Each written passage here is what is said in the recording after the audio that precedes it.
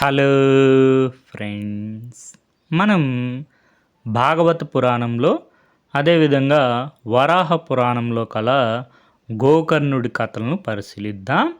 Andhra Pradesh public service commission వారు endowments department executive officers grade 3 ఎగ్జామ్లో గోకర్ణుడి కథ ఏ పురాణంలో ఉన్నది అని ప్రశ్న అడిగారు. మనకి గోకర్ణుడి కథ భాగవత పురాణంలో ఉంటుంది, వరాహ పురాణంలో ఉంటుంది. గోకర్ణ క్షేత్రం గురించి స్కాంద పురాణంలో, శివ పురాణంలో, బ్రహ్మ పురాణంలో కూడా ఉంటుంది.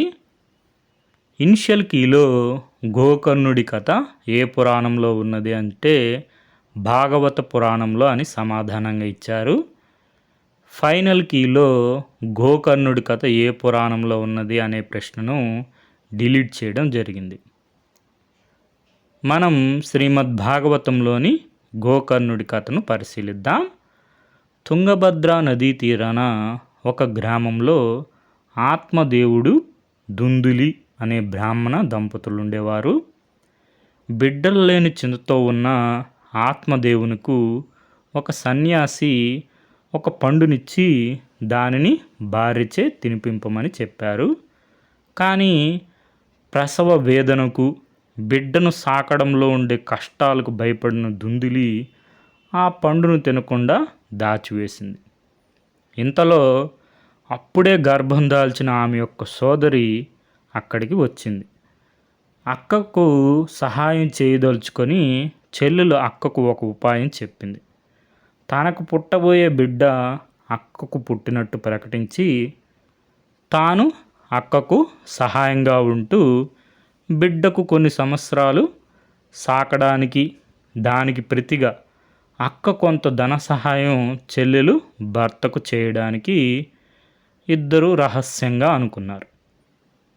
ఆ విధంగా నిర్ణయించుకొని దుందులి ఆ పండును ఆవుకు తినిపించి తాను గర్భిణిగా ఉన్నట్టు నటిస్తూ వచ్చింది.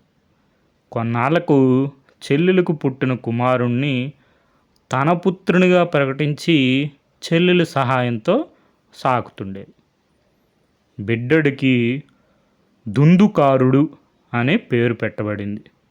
అదే సమయంలో గోవుకి మానవ దేహంతోనూ గోవు చెవులతోనూ ఒక మగ బిడ్డను కన్నది.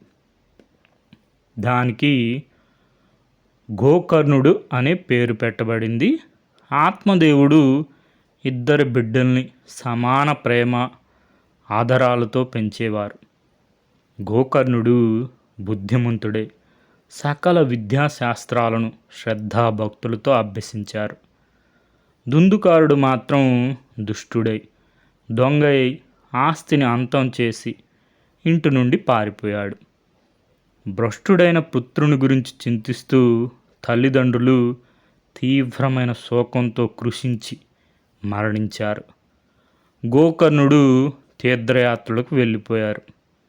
దుందుకారుడు పట్టణాలలో తిరుగుతూ వేశ్యాలోలుడై దొంగతనాలు చేస్తూ పట్టుబడుతూ తప్పించుకుంటూ చివరకు వేశ్యల చేతనే చంపబడి ప్రేతయ్య తిరుగుతుంటాడు. గోకర్ణుడు తీర్థయాత్రలు ముగించుకొని తిరిగి వచ్చి ఇంటిలో నిద్రిస్తుండగా ఒకనాడు భయంకర ఆకారంతో ఈ ప్రేత ప్రవేశించింది.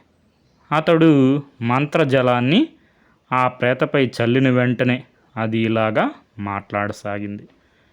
అన్నయ్య, నేను దుందుకారుణ్ణి.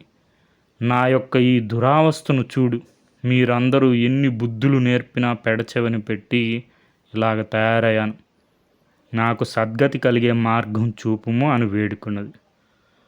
గోకర్ణుడు చాలా విచారించి ఇలా అన్నారు. సోదరా, నేను వెళ్ళిన పుణ్యస్థలాలన్నిటిలోనూ నీ గురించి తర్పణాలు చేశాను. గయలో శ్రాద్ధం కూడా చేశాను. అయినా నీవు ఇంకా ఈ స్థితిలోనే ఉన్నావంటే చాలా ఆశ్చర్యంగా ఉన్నదే అని చెప్పిన గోకర్ణునితో ప్రేత ఇలా అన్నది. అన్నయ్య, గయలో శ్రాద్ధం చేసిన నాకు విముక్తి కలగలేదంటే నేనెంతటి పాపాత్మున్నో కదా. ఒక 100 సార్లు గయలో శ్రాద్ధాలు చేసినా నాకు నిష్కృతి కలగదేమో. నీవే ఏదైనా మార్గం చూచి నన్ను ఉద్ధరించాలి అని ప్రార్థించినది. సరే, 1 నెల తర్వాత చెప్తానని చెప్పి గోకర్ణుడు సూర్య జపం ప్రారంభిస్తారు. సూర్యుడు కరుణించి భాగవత సప్తాహం చేయమని సూచిస్తారు. గోకర్ణుడు భాగవత సప్తాహ నిర్వహణను ప్రారంభించారు. చాలా ప్రాంతాల నుండి శ్రోతలు వచ్చారు. ఒక పవిత్ర సద్బ్రాహ్మణుని ముఖ్య శ్రోతగా నియోగించి గోకర్ణుడు శ్రీమద్ భాగవతాన్ని పఠించుతున్నారు. వాయు రూపంలో ఉన్న దుందుకారుని ప్రేత ఒకచోట స్థిరంగా ఉండలేదు కనుక అక్కడే ఉన్న ఒక వెదురు చెట్టులో ప్రవేశించి స్థిరంగా ఉంటూ తదేక దీక్షతో వినసాగింది.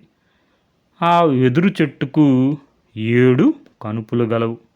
ఒక్కొక్క రోజు శ్రవణం అవగానే ఒక్కొక్క కనుపు పెద్ద శబ్దంతో ప్రేలిపోసాగింది. 7వ దినము సంపూర్ణ శ్రవణంతో 7వ కనుపు కూడా ప్రేలిపోయి దాని నుండి అత్యంత మనోహర రూపంతో నీలమేఘ శ్యాముని వలె మెరిసిపోతున్న మేనిఛాయితో పీతాంబరధారి అయి కిరీట కుండల వనమాలాధారి అయి సాక్షాత్తు శ్రీకృష్ణు వలె దివ్య తేజస్సుతో ఒక పురుషుడు బయటకు వచ్చి గోకర్ణుని పాదాలపై పడ్డారు. తనను ప్రేత స్థితి నుంచి రక్షించి సద్గతిని కలిగించినందుకు దుందుకారుడు గోకర్ణునికి కృతజ్ఞతలు చెప్పుకున్నారు. అంతలో విమానం ఒకటి వైకుంఠం నుంచి దిగి వచ్చింది. దాని నుండి దేవదూతలు దిగివచ్చి దుందుకారుని ఆహ్వానించి విమానంలో కూర్చోమన్నారు. అంతా చూస్తూ సంభ్రమాశ్చర్యాలతో మునిగిపోయి ఉన్న గోకర్ణుడు విష్ణుదూతలను ఇలా అడిగారు. ఓ దివ్య పురుషులారా, భాగవత పురాణాన్ని ఇందరు శ్రవణం చేయగా ఈ ఒక్కనినే మీరు తీసుకెళ్తున్నారేమి అనగా వారు ఇలాగా జవాబిచ్చారు. ఓ పుణ్యాత్ముడా, నీ సందేహము సమంజసమైనదే. కానీ కేవలం శ్రవణ మాత్రమే చాలదు. ఇందరు వినియున్న తను మన ప్రాణాలను కేంద్రీకరించి తదేక దీక్షతో ఎందరూ విన్నారు. శ్రవణమే కాకుండా మననం కూడా చేయాలి. శ్రీకృష్ణ లీలాతత్వంలో కలిసిపోయాలి. ఈ ప్రేత ఆ విధంగా చేసి విముక్తునే కాకుండా వైకుంఠ ప్రాప్తిని కూడా పొందినది. అన్యథా శరణం నాస్తి, త్వమేవ శరణం మమ అని ఆత్మార్పణం చేసుకోవాలి. నీవు ఇంకొక భాగవత సప్తాహం అనన్య దీక్షతో చేస్తే నీ వలె శ్రద్ధాభక్తులున్న ఇతర శ్రోతలు వైకుంఠ ప్రాప్తిని పొందగలరు అని చెప్పి వైకుంఠ దూతలు దుందుకారుని తీసుకొని వెళ్ళిపోయారు. గోకర్ణుడు విష్ణుదూతలు చెప్పినట్టుగా దీక్షతో మళ్ళీ శ్రీ భాగవత సప్తాహాన్ని నిర్వహించారు. ఈసారి సాక్షాత్తు శ్రీహరియే వచ్చి గోకర్ణుని శ్రద్ధాభక్తులతో శ్రవణం చేసిన ఇతర శ్రోతలను శ్రీకృష్ణ స్వరూపులుగా మార్చి తనతోనే వైకుంఠధామానికి తీసుకొని పోయారు. ఇది మనకి శ్రీమద్భాగవతంలోని గోకర్ణుని వృత్తాంతం. మూలం గీతా ప్రెస్ వారి శ్రీమద్భాగవత సంగ్రహము. తర్వాత వరాహ పురాణంలోని గోకర్ణుని కథను పరిశీలిద్దాం. మధురలో ఒక వైశ్యుడు తన భార్యతో నివసిస్తున్నారు.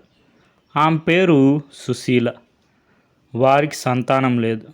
ఆమె ఒకనాడు ప్రయాగ సంగమ స్థానంలో స్నానం చేస్తుంది. అక్కడ కొంతమంది పిల్లలు ఈత కొడుతూ చాలా సంతోషంగా ఉండడం చూసింది. తనకు పిల్లలు లేనందువల్ల చాలా బాధపడింది. అప్పుడు ఒక సాధువు వారికి కనిపించి గోకర్ణ తీర్థంలో శివుని ఆరాధించమని చెప్పారు. కొన్ని సంవత్సరాల తరువాత వారికి ఒక కుమారుడు జన్మించాడు.